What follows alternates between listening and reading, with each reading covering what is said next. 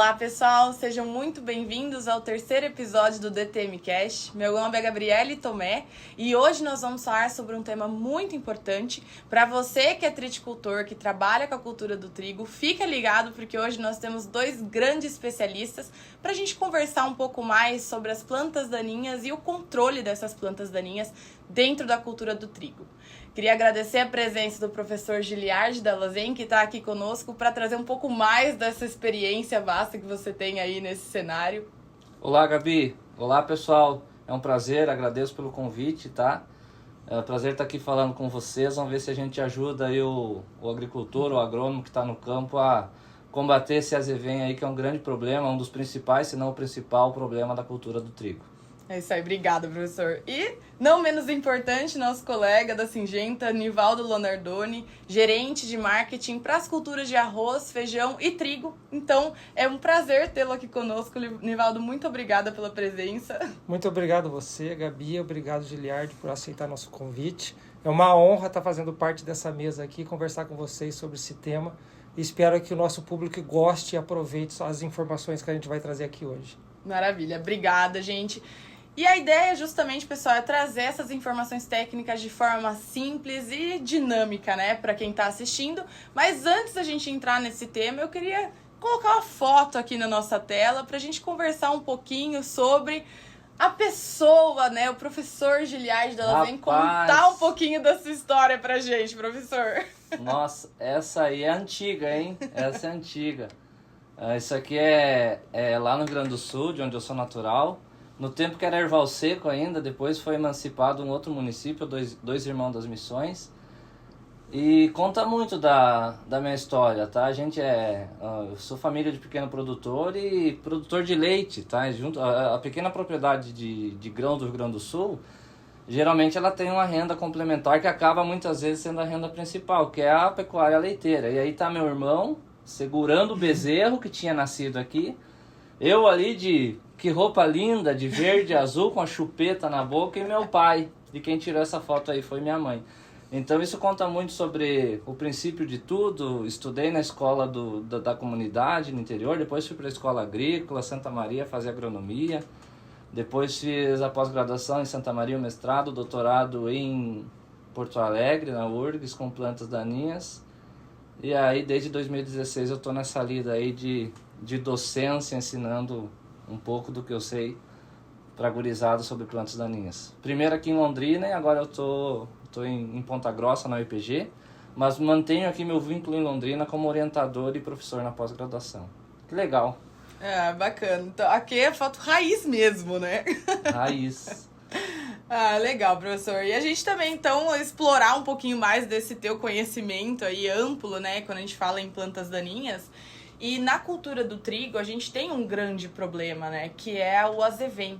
Então, eu queria que você trouxesse um pouco mais sobre as características dessa planta, né? Como que a gente pode controlar, as tecnologias que a gente tem hoje, como que a gente deve, em que momento entrar para controlar, para a gente poder trazer essa informação para o triticultor, para facilitar a vida dele no campo.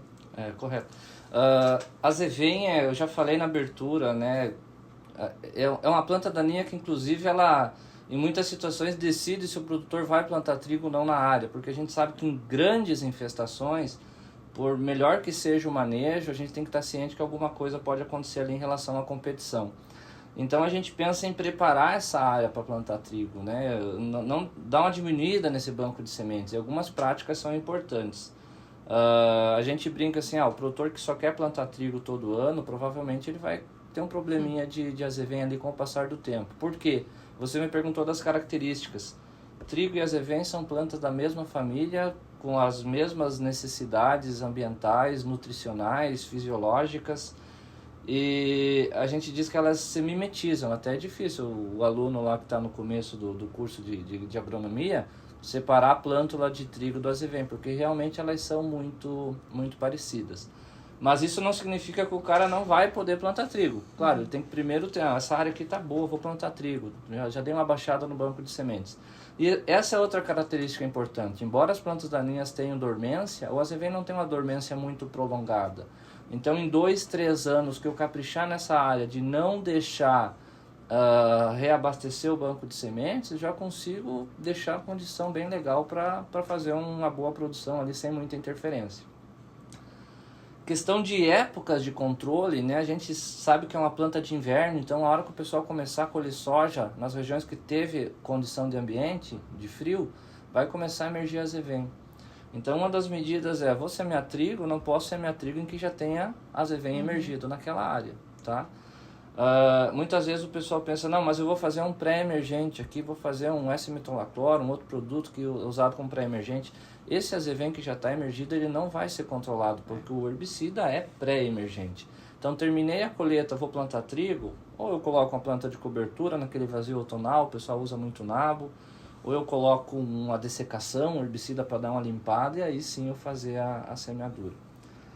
Você me perguntou de outras coisas, né? Estágio de aplicação. Então, o azevém, assim como as outras gramíneas, depois que perfilhou, até o primeiro perfil a gente consegue ter sucesso. Depois que perfilhou já começa a ficar muito complicada a ação dos herbicidas. Então, fazer uma boa dessecação, entrar com pré-emergente no plantio, isso é uma prática que está aumentando consideravelmente por muito do nosso trabalho de pesquisadores e empresas de difundir a necessidade do uso de pré-emergentes. E a gente tem um aprendizado muito grande da Austrália, em que eles perderam praticamente todas as opções de pós-emergências por problemas de resistência, e é inaceitável fazer um cultivo de trigo sem a utilização de um pré-emergente. Só esse pré-emergente, Gabi e Nivaldo, não vai ser suficiente, a gente tem que estar ciente disso, principalmente quando eu tiver situação de alta infestação. Então eu faço um complemento com a aplicação de pós-emergente, aí a gente tem algumas opções no mercado que mais para frente a gente vai discutir bastante, tá?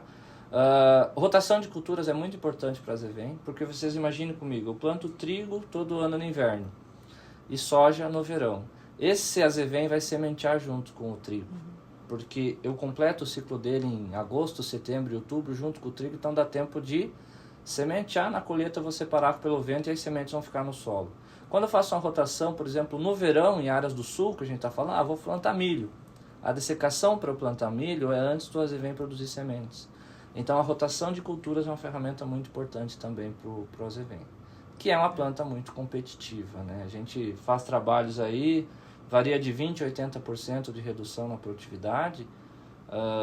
Tem trabalhos de colegas que eu saio de 5.500 quilos de trigo por hectare, 90 sacos, e quando eu tenho aí 8, 10 plantas de azevém por metro quadrado, eu baixo para 4.500, uma redução de 50 sacas por hectare. Nossa. Então isso é inadmissível e com certeza a gente controla esse azevém com o dinheiro que a gente tem desse prejuízo, então é possível.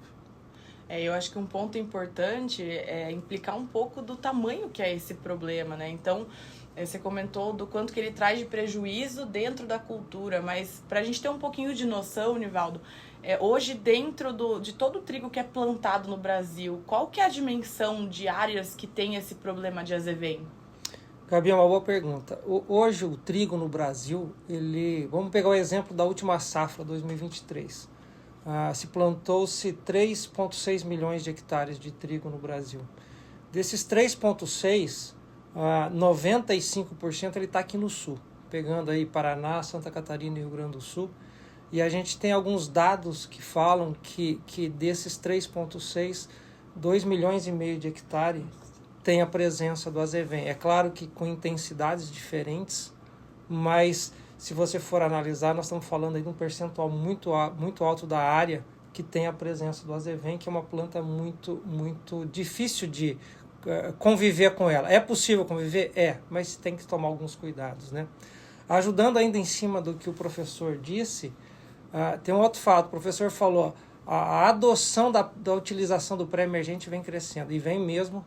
A gente, na última pesquisa que a gente fez no campo, a gente nos últimos 3 anos saiu de 6% de utilização, e na última safra a gente está em torno de 35% de utilização. Então, quer dizer, a gente vê que é a modalidade de controle que mais cresce.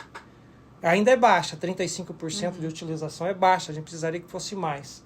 Mas ela já vem crescendo bastante nos últimos anos, muito em cima do que o professor falou, da pesquisa, do trabalho que vocês vêm realizando, que nós como empresa a gente está realizando, para levar para o produtor essa nova tecnologia, esse novo modo de trabalho, de manejo de sistema, e não trabalhar só no controle em pós-emergência.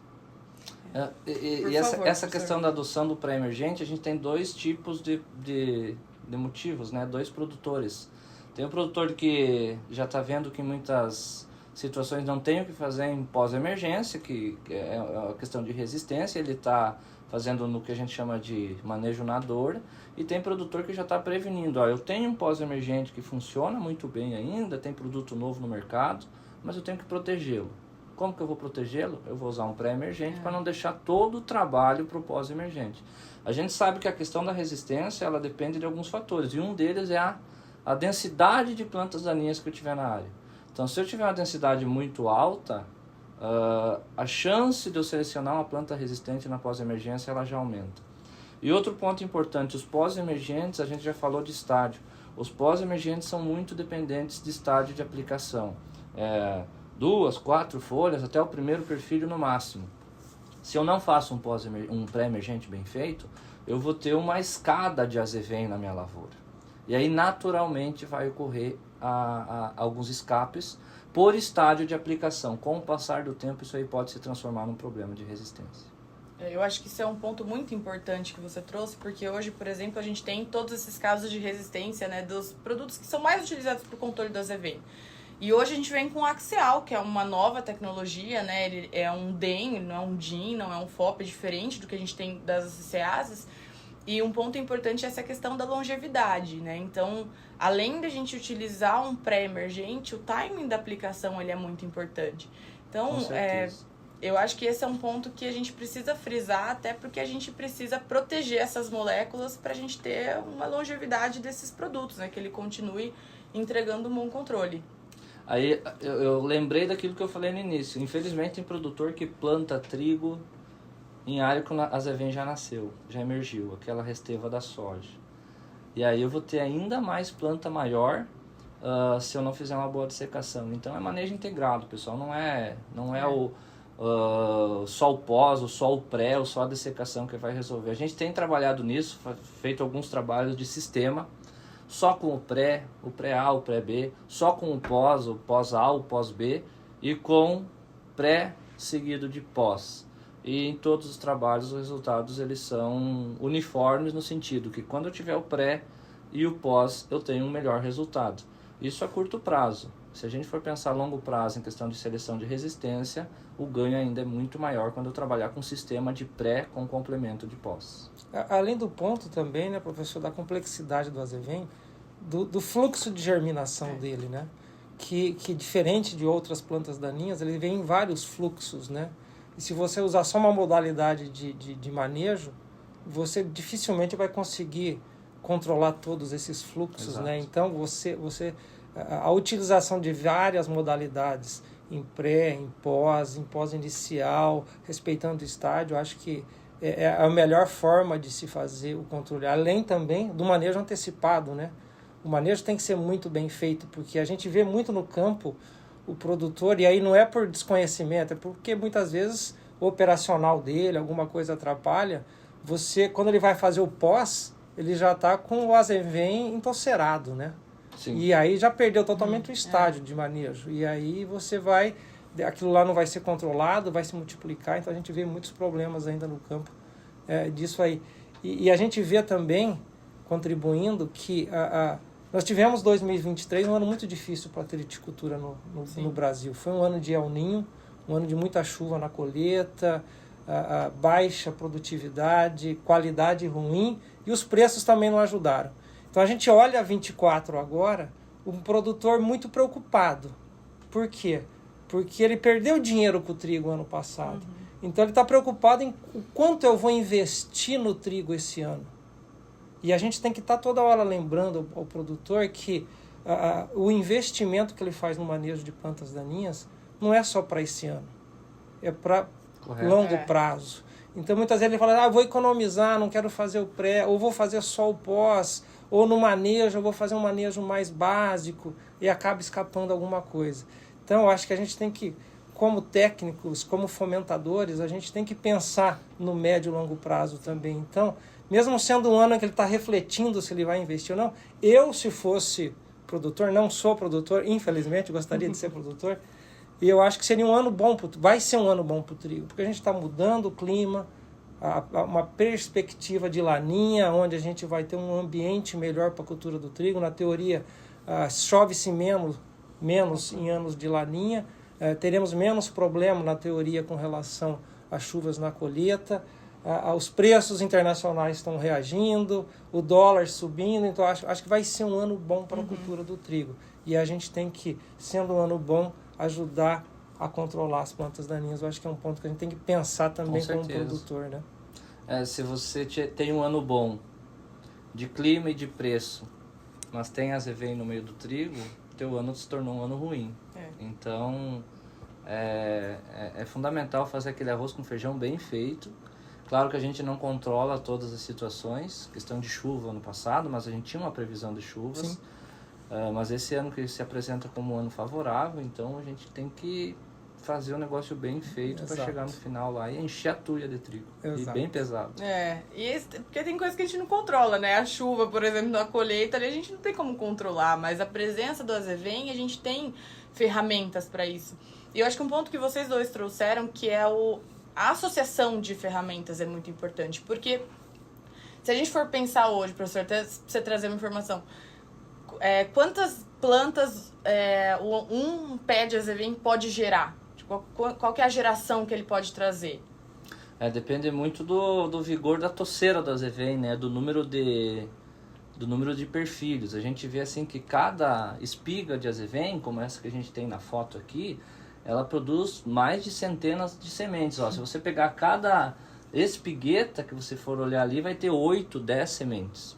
Então, tranquilamente, você consegue aí uma planta de azevém produzir 3, 4 mil sementes por uma planta bem vigorosa. E aí, a gente até fez uns ensaios nesse sentido agora, de um aluno meu de TCC, que a gente trabalhou com manejos pré-emergentes. Nesse a gente não fez complemento. Tem um experimento só com pós também, que, sou bem sincero, ainda não estamos trabalhando os dados. A pesquisa do professor assim, mas trabalhou com trigo, nós já colhemos a soja e tu ainda não olhou tudo? É assim mesmo, tá, gente? É uma fila de demandas. E o legal desse experimento é que a gente não avaliou só o controle de azevém. Lá no final do ciclo, o controle de azevém no trigo. Lá no final do ciclo eu falei para os meninos, eles não gostam muito de mim porque eu boto eles trabalhar. Vamos pegar essa parcela aqui, a faixa central dela, acho que foram 6 ou 8 linhas de trigo, e vamos coletar todo o azevém que tiver aqui. Vai lá, vai catando. Aí nós vamos fazer a contagem de panículas e quantificar a semente. Aí foi interessante, assim, na nossa testemunha chegava a ter 180, 200 espigas por metro quadrado. Em semente, isso dá 400 quilos, deu 400 quilos de semente por hectare. É muita coisa. A gente faz um plantio do trigo aí com quanto de semente? 120, 150 quilos? Então, você imagina, você colocou 3 vezes mais azevém do que se você faz a semeadura de trigo. E nos tratamentos que a gente tinha pré-emergente, como a gente não fez complemento de pós nesse experimento, não zerou, tá? Mas assim, das 180 a gente baixou para tudo menos de 50 espigas por metro quadrado, e dos 400 quilos de semente por hectare a gente baixou tudo para 100.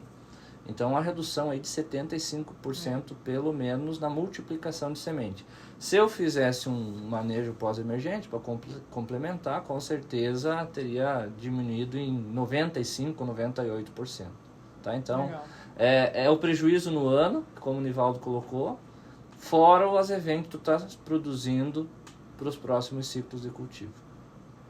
Então o problema ele é muito grande e tem outro desafio que é a questão da resistência, né? Então, até trazendo um pouco de dados que a gente tem dentro do nosso monitoramento de resistência, quando a gente fala em glifosato, por exemplo, já mais de 60% das amostras resistentes a glifosato.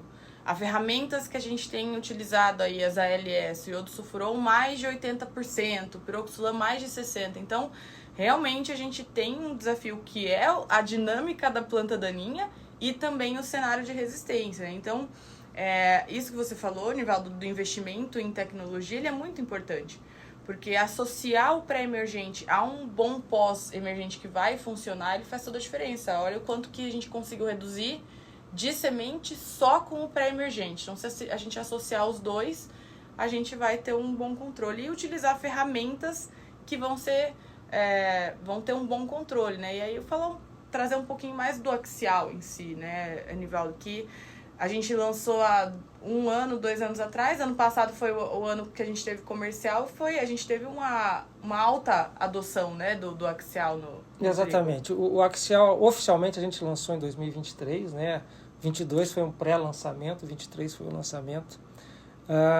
E foi um grande trabalho que a gente convidou o nosso time, os nossos distribuidores, as cooperativas que trabalham com a gente, que foi fazer uma pulverização, que a gente fala. A gente tinha primeiro ano de lançamento, normalmente você tem um volume pequeno de produto. E o grande trabalho que a gente fez foi de fazer essa pulverização. O maior número possível de produtores conhecer e experimentar o axial. Por quê? Porque a gente sabia do diferencial do produto, das características dele, até porque é um produto, hoje é o graminicida mais usado para culturas de inverno no mundo. Então a gente já conhece ele de outras regiões. Então a gente acreditava e tinha certeza que ele ia ajudar o produtor de trigo a controlar as plantas daninhas, principalmente o azevém na cultura do trigo. Foi um ano muito bom, a gente teve excelentes resultados. Porém, o professor citou o caso da Austrália, onde o problema de resistência e a utilização de pós-emergência de uma forma não tão bem feita leva a você poder perder essas ferramentas. Então, essa preocupação nossa de que o produtor usar o axial corretamente, no momento correto, no estádio correto, nós não temos dúvida que o produto é bom, mas ele precisa ser bem utilizado. Então, essa é a grande preocupação que a gente tem. Esse ano a gente já vai ter um volume muito maior de axial no mercado. Vamos triplicar, quase quadruplicar o volume de produto que a gente tinha em relação ao ano passado. Mas eu gosto de falar muito do axial, mas sempre que eu falo do axial, eu gosto de falar do dual junto, que é o nosso pré-emergente. Porque eu acredito que a gente só vai ter longevidade nessas moléculas para não acontecer com a gente aqui no Brasil. Porque a gente já sabe de moléculas que estão tendo dificuldades. Proteger essas tecnologias é o uso do sistema pré e pós, e a gente está até preconizando, né? Faz o pré, faz o pós, e junto com o pós faz mais uma vez o pré-emergente, que você protege a lavoura por um tempo maior, diminui o banco de semente, pega o novo fluxo que poderia vir lá na frente. Então, eu acho assim, é uma excelente ferramenta que a gente trouxe, olhando para esse ambiente da longevidade para o produtor do trigo. Porque o professor falou no começo, né? Se a gente não cuidar, em algum momento a gente pode até inviabilizar a produção de trigo em alguma área por presença de plantas daninhas resistentes e você não ter ferramentas para fazer isso. Então o axial vem para suportar e agregar nessa situação que a gente tão difícil que a gente tem em algumas regiões. E o campo, o ano passado a gente viu muitos campos, né, do axial junto com o dual, que realmente foi onde a gente teve os melhores controles. Mas agora, passando um pouquinho de tema, além do azevém, hoje a gente tem também uma outra planta daninha que tem incomodado alguns produtores, que é a avena fátua. A gente sabe que existe o problema das aveias dentro da cultura do trigo, né? Aveia preta, aveia branca, mas essa é uma aveia diferente que nem todos os produtos têm conseguido segurar, né, com eficiência. E se você puder falar um pouco, Giliardi, o que você tem visto no campo, é uma coisa mais regionalizada? É algo que você vê que possa ser um problema futuro? Como que você tem visto isso a nível de produtor? Na região sul, eu atuo bastante lá na região dos Campos Gerais, né, no Paraná, mas conheço muita gente também, produtor, assim como vocês viram na foto, eu sou gaúcho do Rio Grande do Sul, e os produtores começam a perceber que, mas isso aqui é um pouco diferente e está sobrando na lavoura, tá? E isso acontece para outras plantas daninhas e outras regiões do Brasil. E essa aveia peluda e essa aveia comum, ela sempre esteve, ela é uma planta nativa da região sul, de distribuição Rio Grande do Sul, Paraná e região mais cedo Paraná e Santa Catarina. E conforme vai se avançando o cultivo e você vai tecnificando ele, Algumas plantas vão sendo selecionadas de acordo com as tecnologias que você usa. E essa aveia tem aumentado, sim, ela tem sido problema, e um dos problemas também é a identificação. Muitas vezes o produtor não consegue, não identifica, porque é uma planta difícil, e às vezes até pensa, não, isso aqui é uma aveia preta, uma aveia branca. Mas uma das características, tá, para quem está nos assistindo e quer ver se realmente é a aveia perigosa, a aveia daninha, é que ela é extremamente peluda, principalmente na bainha. Se a gente fosse aqui, a gente já está numa interseção de uma folha para outra. Se a gente fosse descer lá na base da planta, perto do solo, ela é uma aveia bem peluda, tá? E é extremamente peluda, diferentemente das outras aveias. Então, é uma forma de identificar. Mas tem ferramentas, né? Tem herbicidas que funcionam, só que tem que ter um cuidado. É um pouquinho diferente o espectro em relação a azevém, por exemplo. Então, tem que fazer o manejo complementar. A aveia, de maneira geral, vou lembrar de um professor meu que dava aula de botânica. A aveia é surda, porque ela não tem aurícula, não tem aquelas estruturas que abraçam o colmo.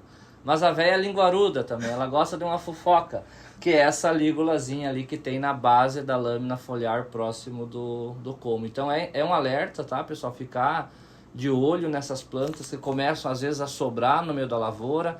Não ela não produz muitos grãos, vocês vão ver que é uma panícula bem rala, tá? Então é uma forma de identificar também no final do ciclo. O que eu faço? Olho ela, é aveia comum, não, retira, faz um Rogen e retira. Isso é uma medida importante, eu já brinquei para caruru nos meus vídeos da internet. A gente tem que começar a identificar e não assim, aceitar o problema. Tem esse problema. Caso eu não tenha feito o herbicida e sobrou, eu faço uma catação e tiro da lavoura. Acho que essa ninguém esquece mais, né? Da véia linguaruda. Surdo linguaruda, essa... Mais uma que eu aprendi. Nada contra as senhoras, tá? É uma brincadeira. A gente, como professor, tá, tem que usar de artimanhas. Tá certo. E vejam como funcionou. Quando eu fiz agronomia, o meu professor me ensinou isso. Então é esse tipo de coisa que fixa. Ajuda a gravar. O professor é famoso pelas músicas, né? Que aí ninguém esquece, todo mundo conhece. Mas até falando um pouco sobre isso, Nivaldo, o que você tem visto que o produtor tem utilizado para essa planta daninha em específico? Como a gente vinha falando do axial, né, Gabi? A gente tinha muita dificuldade até o ano passado de manejar a aveia fátua, porque a gente não tinha produtos no mercado, principalmente em pós-emergência, que fizessem esse controle da aveia. O axial é um produto que chegou com excelentes resultados. Eu acredito que hoje, o professor pode contribuir, mas acho que é o único pós-emergente que tem um controle efetivo sobre a aveia fátua. Então é mais um diferencial do axial que a gente trouxe. A gente está falando muito do trigo, mas tem uma outra cultura de inverno que é importante em algumas regiões, que o axial também pode ser utilizado na cevada. Perfeito. Então, também aqui a região dos Campos Gerais, sul do Paraná, região do Planalto no Rio Grande do Sul, são regiões que plantam bastante cevada. O axial também, e o azevém e a aveia também são problemas dentro da cultura da cevada. O axial também pode ser utilizado nessa cultura com excelentes resultados também, tá? E a gente tem que estimular o plantio de cevada, né, Nivaldo? Senão... Os consumidores de cerveja, né? Tem que cada vez mais consumir, estimular o plantio da cevada, para ver se a gente baixa o preço da cerveja, eu né? estou numa região produtora, eu imagino que seja uma das mais produtoras de cevada do mundo, eu acredito. Inclusive está sendo construída a maior maltaria da América Latina lá na região de Ponta Grossa. E confesso, estou começando meus estudos com cevada. O ano passado fiz alguns, agora estou fazendo outros, irei instalar ainda. Porque como é uma região, né, produtora, a gente tem que estar por dentro do que está acontecendo lá. Exato. E é uma cultura que tem aumentado muito a importância. Exato. Nos campos ali em Paranapanema, os produtores plantam muita cevada, estive lá há algum tempo, cevada irrigada. Então está aumentando muito a cevada no Brasil e tem que cuidar. Vai dar uma variada aí em relação ao trigo, algumas situações de manejo, mas o pinoxadem é uma ferramenta que pode ser usada nas duas culturas de forma seletiva. Exatamente. É muito legal você ter trazido esse ponto, Nivaldo, porque hoje é o único pós-emergente que poderia ser utilizado na cevada de forma segura, né? Pensando no controle do azevém.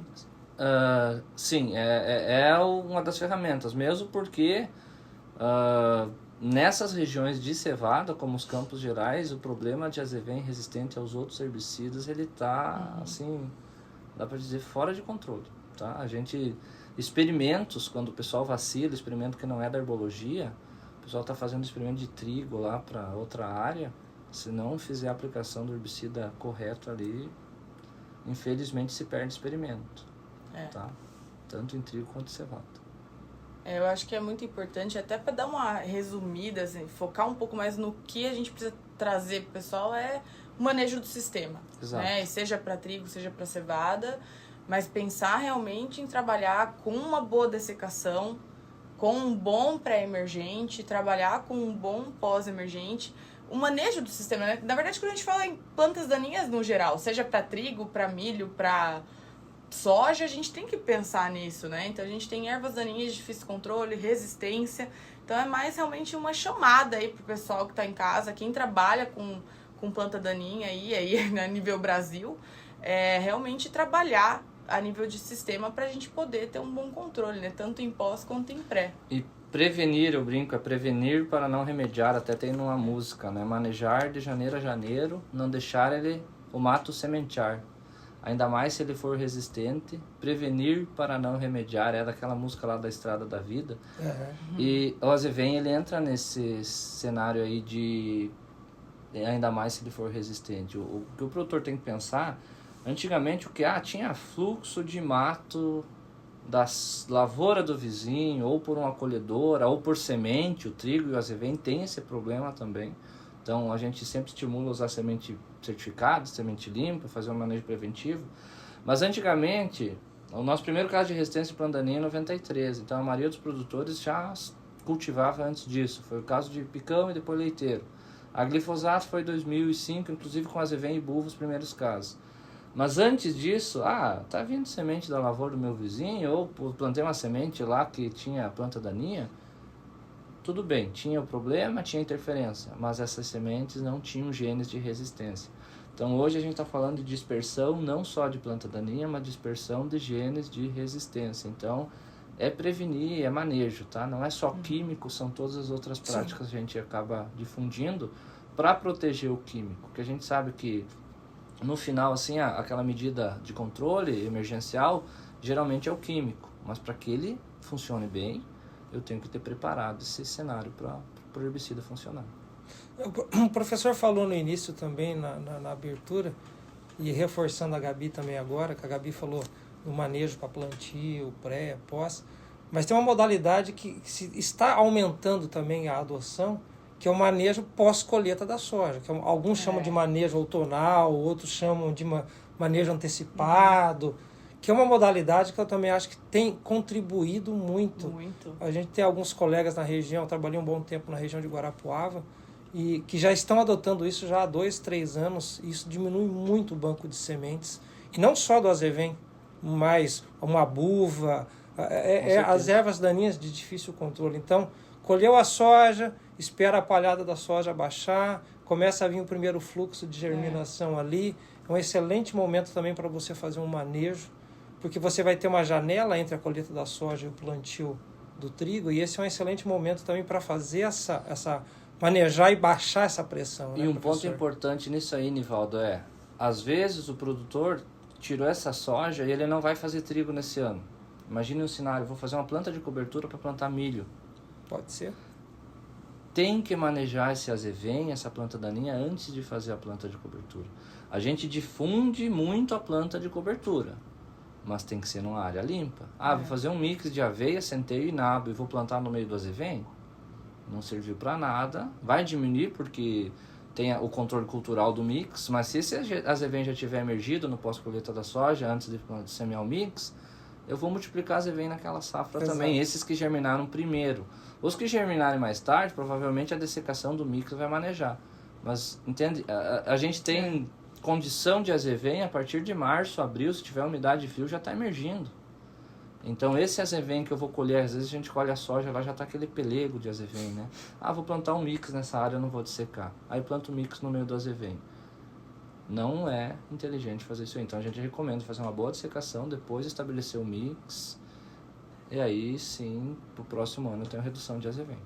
E contribuindo, a Syngenta vem investindo e tentando trazer ferramentas para ajudar na solução esse problema. A gente tem duas novidades que a gente lançou também no ano passado. Uma que é o manejo antecipado, a utilização do Calares, Isso. que é um produto que tem contribuído muito no manejo antecipado. E agora, dia 11 de abril, saiu no Diário Oficial, a gente tem o registro do do Diquat, que é o nosso Reglone, né? Para manejo pré-plantio também nas culturas de inverno de trigo. Então, são mais ferramentas que a gente está trazendo como companhia para suportar e ajudar a fazer esse manejo integrado aí para o controle de plantas daninhas. Acho que são essa informação é muito importante. Inovação. A gente está em fase de cadastro estadual para o Reglone, então a gente acredita que aí mais 30 dias, 40 dias, em todos os estados já vão ter os cadastros estaduais, mas a nível nacional já saiu o registro do Reglone, então, para a cultura de inverno e do trigo, mais uma ferramenta para suportar e ajudar aí no manejo. Ah, que legal, Nivaldo. Aí, pessoal, esse aqui tava bem esperado, né, por todos nós, esse momento também, que a gente fala muito da aplicação do pré ali antes do plantio do trigo, mas a necessidade de você ter um pós para segurar o que tá ali já emergido, né, que o pré não vai segurar. Então, o Reglone nessa aplicação, ele vai ser essencial. Exato, exato. Legal. Bom, eu acho que assim, pra gente tentar resumir um pouco do que a gente falou hoje, se a gente puder, professor, se você puder deixar 5 dicas pro pessoal anotar, quem tá em casa aí assistindo, anotem, porque agora a gente vai falar de pontos muito importantes. Quais seriam essas 5 dicas que você poderia passar pra turma para ter um bom manejo aí do azevém, das plantas daninhas aí no trigo? O primeiro ponto é saber com quem está lidando. Tem azevém, que tipo de azevém é ele, tá? Mas o azevém é resistente a glifosato, o azevém é resistente ao cletodin, é resistente ao clodinafop, então tem que saber com quem está trabalhando ali. Como que eu sei disso? É histórico, observação, e em casos mais específicos, coletar semente nos manda, que a gente faz uns levantamentos. Tem universidades no Rio Grande do Sul que também fazem esse tipo de trabalho, sem custo, justamente para a gente gerar informação. A própria Syngenta tem esse tipo de trabalho também de levantamento de resistência. Então, eu tenho que saber o cenário. É resistente a CCAs, é resistente a glifosato, a ambos, a ALS, porque isso vai alterar algumas coisas no manejo. Eu já vou puxar para o 3, tá? Por quê? Mas eu não tenho problemas graves de resistência, então eu não vou usar pré-emergente. Bem pelo contrário, é aí que eu tenho que usar. Eu tenho que evitar que esse problema se estabeleça na lavoura. Então, além de conhecer o cenário de resistência, usar herbicidas pré-emergentes, tá? Cedo, é o que a gente falou.